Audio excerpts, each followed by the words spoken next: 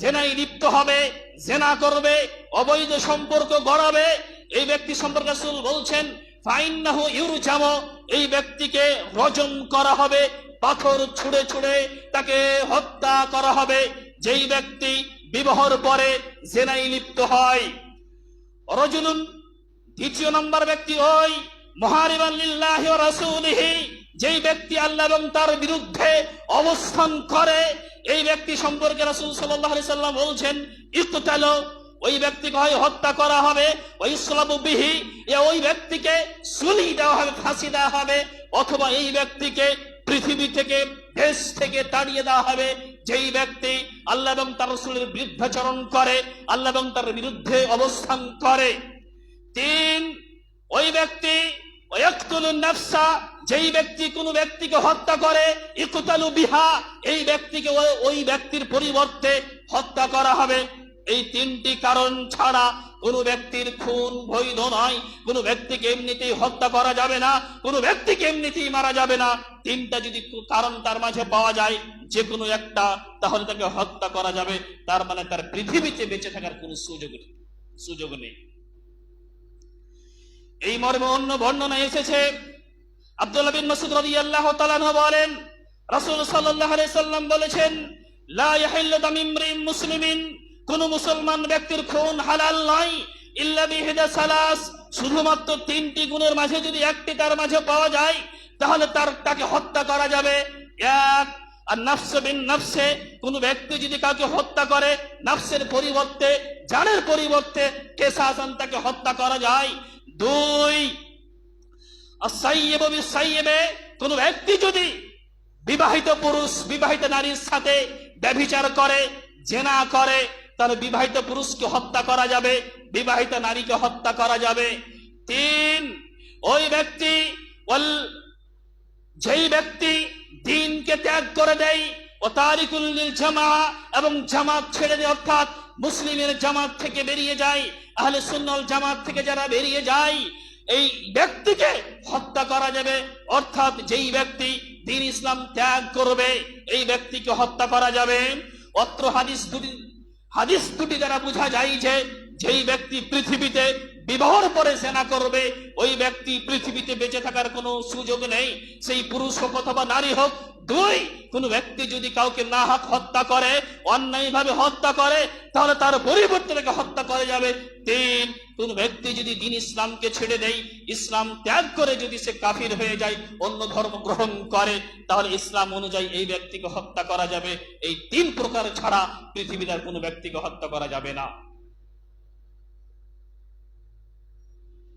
পৃথিবীতে কোনো ব্যক্তি যদি জেনা করে তার শাস্তি আরো উল্লেখ করা হয়েছে এইভাবে, যারা পৃথিবীতে জেনা করবে, বিশেষ করে যারা বয়স্ক বৃদ্ধ ব্যক্তি যদি জেনা করে, কিয়ামতের দিন আল্লাহ তাবারক ওয়া তাআলা এই সমস্ত ব্যক্তিদের দিকে তাকাবেন না, দেখবেন না, তাদের সাথে কথা বলবেন না, তাদেরকে পবিত্র করবেন না। যারা পৃথিবীতে জেনায় লিপ্ত হয়, বিশেষ করে যারা বৃদ্ধ ব্যক্তি, বৃদ্ধ অবস্থায় যেই ব্যক্তিরা জেনায় লিপ্ত হয়, এদের শাস্তি বলছেন রাসূল সাল্লাল্লাহু আলাইহি সাল্লাম কিয়ামতের দিন এদের সাথে আল্লাহ তাবারক ওয়া তাআলা কথা বলবেন না, এদের দিকে তাকাবেন না, এদেরকে পবিত্র করবেন না। এই মর্মে হাদিস বর্ণনা করেন আবু হুরায়রা রাদিয়াল্লাহু তাআলা আনহু, তিনি বলেন রাসূল সাল্লাল্লাহু আলাইহি সাল্লাম বলেছেন সালাসাতুন, 3 প্রকার ব্যক্তি এমন রয়েছে, লা ইউকাল্লিমুহুমুল্লাহু ইয়াওমাল কিয়ামা, কিয়ামতের দিন আল্লাহ তাবারক ওয়া তাআলা তাদের সাথে কথা বলবেন না, ওয়ালা ইউযাক্কিহিম, তাদেরকে পবিত্র করবেন না। ওয়াকালা মুআবিয়া, আবু মুআবিয়া রাদিয়াল্লাহু তাআলা আরো তিনি উল্লেখ করে বলছেন ওয়ালা ইয়ানদুরু ইলাইহিম, আল্লাহ তাবারক ওয়া তাআলা তাদের দিকে তাকাবেন না। 1, তাদের সাথে কথা বলবেন না। 2, তাদেরকে পবিত্র করবেন না। 3, তাদের দিকে তাকাবেন না। এরা কারা? রাসূল তখন বলছেন 1, শাইখুন জানিন, ওই বৃদ্ধ জেনাকারী, যেই বৃদ্ধ অবস্থায় জেনা করে, বয়স্ক অবস্থায় যেই ব্যক্তিরা জেনা করে, এদের সাথে কিয়ামতের দিন আল্লাহ তাবারক ওয়া তাআলা কথা বলবেন না, এদের দিকে তাকাবেন না, এদেরকে পবিত্র করবেন না।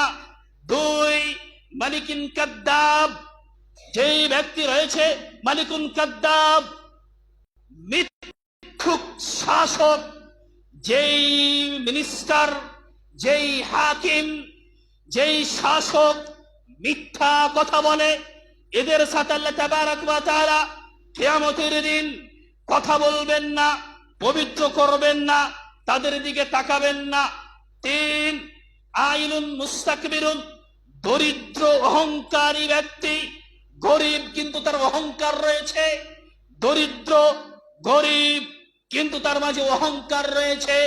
এই ব্যক্তির সাথে কিয়ামতের দিন আল্লাহ তাবারক ওয়া তাআলা কথা বলবেন না, পবিত্র করবেন না, তার দিকে দেখবেন না। তাহলে ভাবেন এই লোকটা কোথায় যাবে?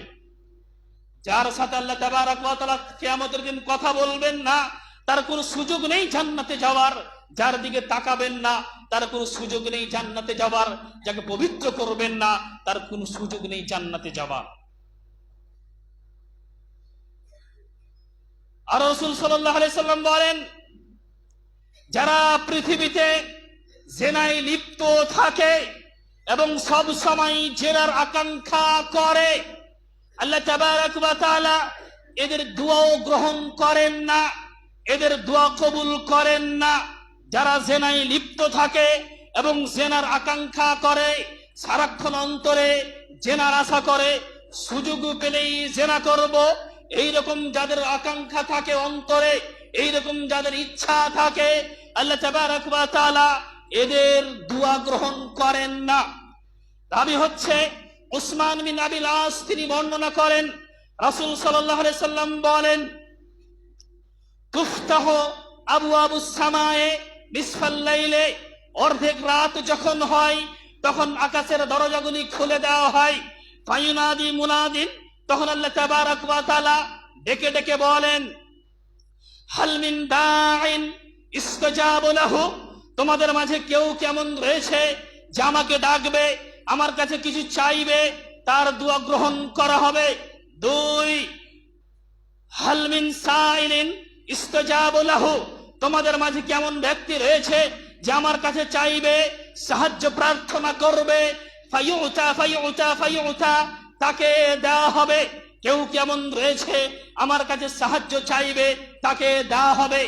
তারপর রাসূল সাল্লাল্লাহু আলাইহি সাল্লাম বলছেন, হাল মিন মাকরুবিন, তোমাদের মাঝে কেমন ব্যক্তি রয়েছে বিপদে পড়ে রয়েছে, ফায়ুফাররাজু আনহু, ও যদি আমাকে ডেকে বলে তাহলে তার বিপদ তার কাছ থেকে সরিয়ে দেওয়া হবে।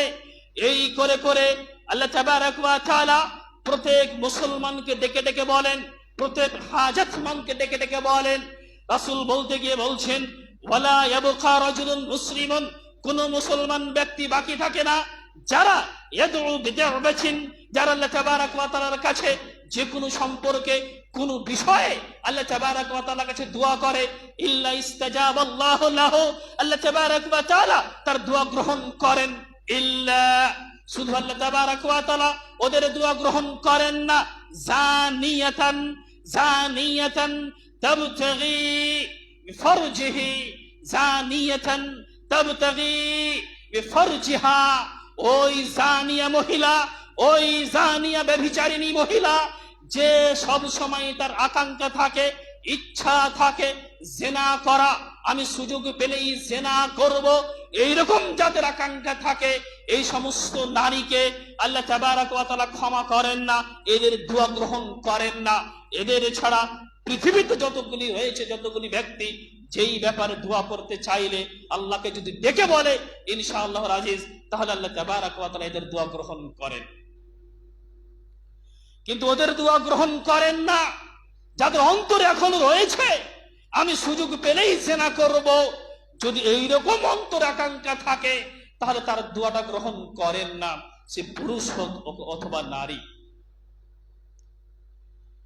এদের শাস্তি সম্পর্কে আরো উল্লেখ করা হয়েছে, পৃথিবীতে যারা জেনা করে, জেনা করার কারণে রাসূলকে যে স্বপ্নের মাধ্যমে দেখানো হয়েছিল, এক, তাদের বডিগুলি এমন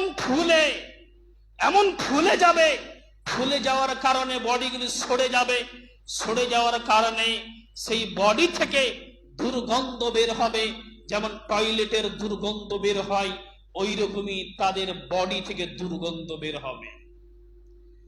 এই মর্মে আবু উমামা হতে বর্ণিত, তিনি বলেন রাসূল সাল্লাল্লাহু আলাইহি সাল্লাম বলেছেন, বাইনামা আনা নাইমুন, আমি একদা ঘুমিয়েছিলাম, ইদ আতানি, হঠাৎ করে আমার কাছে আসলো রাজুলানে, দুইজন ব্যক্তি, আখাদা বিদাবিই, ওই দুইজন ব্যক্তি আমার দুটি বাহু ধরলো, বাহু ধরে নিয়ে তারা আমাকে ওই দুইজন ব্যক্তি আমাকে নিয়ে চলতে থাকলো।